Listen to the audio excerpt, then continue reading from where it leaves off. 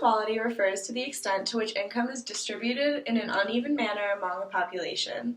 This is measured by the Gini coefficient, and the U.S. currently has a Gini coefficient of 45. The income gap has been growing rapidly for over 30 years now. The Great Recession had a huge effect on household incomes, furthering the gap. Median household incomes declined 8.1% between 2007 and 2012, the lowest since 1996.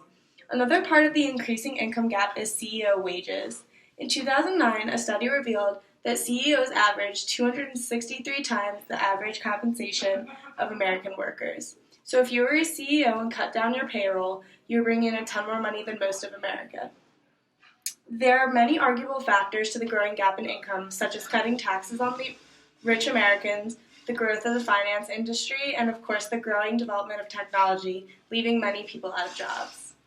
Many experts consistently argue about why income inequality is as big as it is and what type of effect this inequality, positive or negative, has on the economy. The question many still debate today is, does income inequality impair the American dream, or does it allow people to prosper? When someone points out that the incomes for the 1% have increased, they assume that it is the same individual that is already in the 1%. What they don't take account of is it could be someone who is moving up into the 1%. People believe income gaps are a bad thing, but if people earn higher incomes or hold more wealth, then in a free market, this is a signal to anyone else that is achievable for them too. Rich people getting rich does not mean poor people getting poor. Everyone benefits. Rich people are not the cause of people being poor. Hard work pays off. If someone works harder and because of this hard work gets a higher wage, then that is not a market failure. Higher wages are incentives for hard work.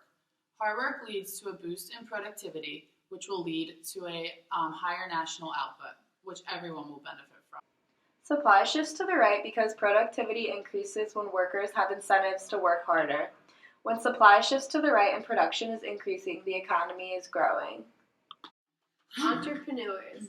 Income inequality encourages entrepreneurs to take risks and create new businesses. Without income inequality, people would have no incentive to do so. This graph shows aggregate demand shifting to the right, indicating an increase in aggregate demand. When entrepreneurs are taking risks and investing in new businesses, it increases GDP, which shows economic growth. The trickle-down effect. If some people gain extra income by creating their own business, then this can trickle down by creating new jobs and providing incomes for others. Although people may earn different wages, the lower wage earners are still better off than they would be without the job created from the entrepreneur. Something is wrong with the income inequality ranking system. Income inequality has many economic benefits and is the result of and not a detriment to a well-functioning economy. The census statistics only provides a snapshot of income distribution at a single point in time. But the reality is that income for many households changes over time. The census ranks households by household incomes and then divides the incomes into quintiles. The problem with this is the census compares incomes of different people at different stages in their earnings profile. For an example would be changing careers, retirement, low-paying jobs to a higher-paying job, college to their first job. So people are constantly changing their quintile statuses. A study found that nearly 58% of the households that were in the lowest income quintile, or the lowest 20% in 1996, moved to a higher income quintile by 2005. Similarly, nearly 50% of households in the second lowest quintile in 1996 moved to a higher income quintile by 2005. Even a significant number of households in the third and fourth lowest income quintiles in 1996 moved to a higher one in 2005. Vice versa, the rich fell out of their quintiles. Lower income households annually receive tens of billions of dollars in subsidies for housing, food, and medical care. None of these are considered income by the Census Bureau. Thus, the resources available to lower income households are actually greater than is suggested by the income of the households as reported in the census data. The share of total income earned by the lowest income quintile increases roughly 50%, while the share of the total income earned by the highest income quintile decreases by 7%. The census statistics also do not account for the fact that the households in each quintile contain different numbers of people. It is differences in income across people rather than differences in income by household that provide a clear measure of inequality. Lower income households tend to consist of single people with low earnings, whereas higher income households tend to include married couples with multiple earners. The fact that lower income households have fewer people than higher income households skews the income distribution by person. Income share of the lowest quintile nearly triples, and the income share of the highest quintile falls by 25%. As you may know, Americans earning more than $400,000 a year must pay close to 40% of their income to the feds. Social Security taxes increased from 4.2 to 6.2%. All workers pay that. And itemized deductions, which can bring tax bills down, now being phased out for high-wage earners and profitable businesses. In fact, the USA has the highest tax rate on business in the world. And if you invest in business, short-term cap gains now close to 40%.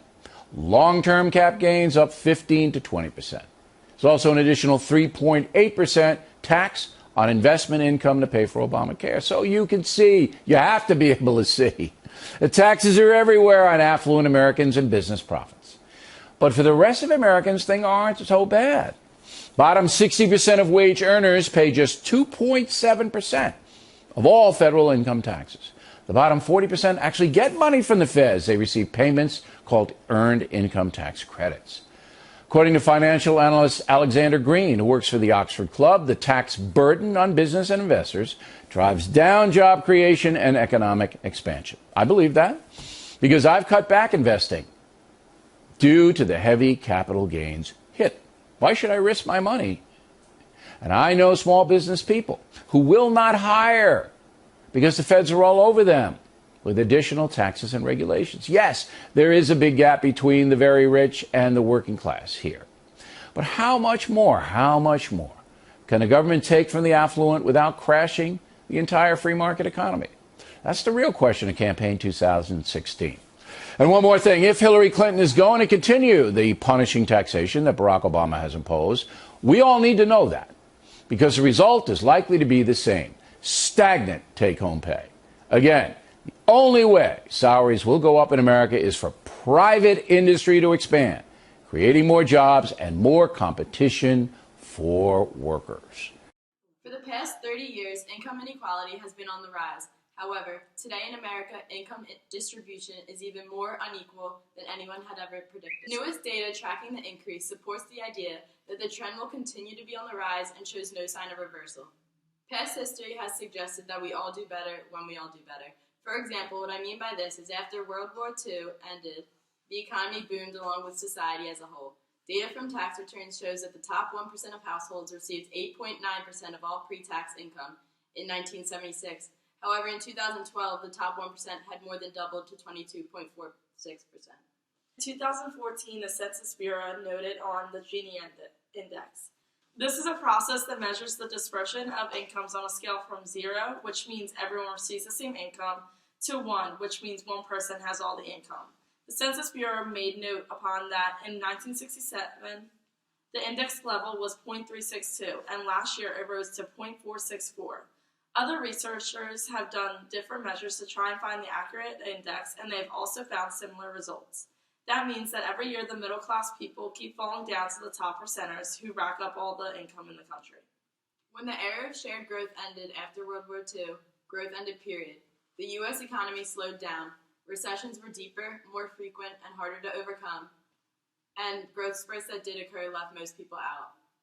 If everyone was equal, it would decrease the incentives for corruption and illegal activities to obtain a financial gain. Economies that have higher levels of income inequality, financial rewards for cheating and breaking the law are much higher because there's something to gain for the lower income families. Another staggering statistic found is that the bottom 60% of households earned only 95% in 2004 for every dollar they made in 1979. The Pew Research Center found that in 2013, the median net worth of families who have a much higher income was 6.6 times greater than the middle-class income families, and more than 70 times greater than the lower-income class families. This massive difference only allows for the upper class to prosper, leaving the lower-income families to keep struggling with their everyday tasks. Unequal growth concentrates the nation's wealth into the hands of very few Americans. The remaining consumers are left with minimal amount of spending money for goods and services. Aggregate demand shifts to the left, indicating a decrease in aggregate demand.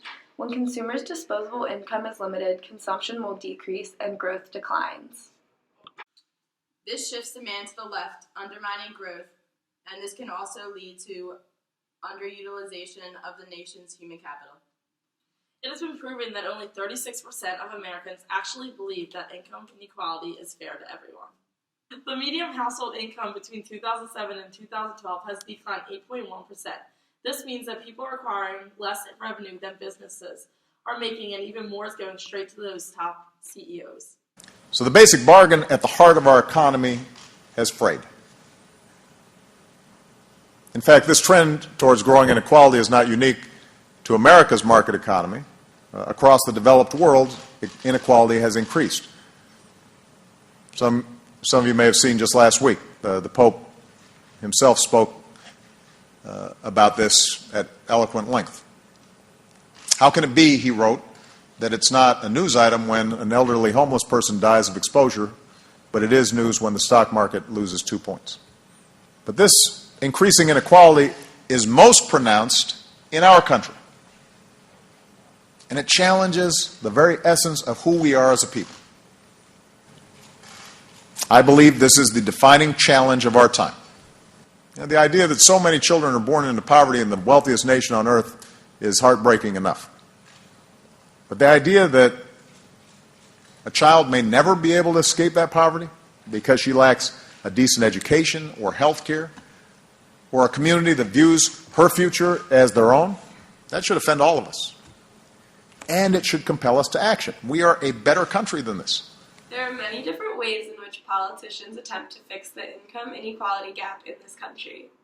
Many Democrats and Republicans have different views on how to achieve this. Some suggestions Democrats have to fix the income gap is to acknowledge the disparity of wealth and opportunity in America. The rich keep getting richer while the poor are suffering. The rich have more opportunities than the poor do. The poor are usually born into a despairing situation and do not have the means to move out of their low class. Banks and the richest Americans do not pay high enough taxes, which means that there's not enough money for many programs that could help alleviate inequality. Another solution is to increase the minimum wage, to increase incentive for those of the low class and allow them to have enough money to live and to move up to better, higher paying jobs, allowing them to get more opportunities. Our criminal justice system and our immigration system are something that need a lot of work as well. These systems promote criminal activity and poverty instead of helping with economic opportunities for these people. Our expensive colleges are yet another reason the inequality gap keeps increasing. Many people without money do not have the opportunity to go to college because of the expenses, leaving them stationary in the economy. Republicans, counter to many of the ways Democrats suggest to fix the income inequality gap in America, suggest different ways of solving this problem. Many Republicans believe in the invisible hand theory, that having the government step in to fix the inequality in America is not the best solution. A way to do this, however, is to remove the barriers that are now in place to try and correct this income inequality. As Jeb Bush states and many Republicans would agree on, celebrate success and risk-taking, protect liberty, and cherish free enterprise. This is the real median household income from 1967 to 2012. If you look at the graph, you can see from 1999 there's been a decrease in the real median household incomes. This graph shows the change in take-home pay from 1979 to 2010. It is clear that the top 1% is taking home the most pay. This graph shows the real average hourly wages from 1947 to 2011. You can see the rapid increase of wages from 1947 to 1972. From 1972 to 1993, there was a decline in wages, but then it started rising again up until 2011. After hearing some of the arguments for and against income inequality, it is clear why this topic is still heavily debated. Now, especially in the upcoming 2016 election, the question still remains for the candidates and the American people. Does income inequality impair the American dream or allow the American people to prosper?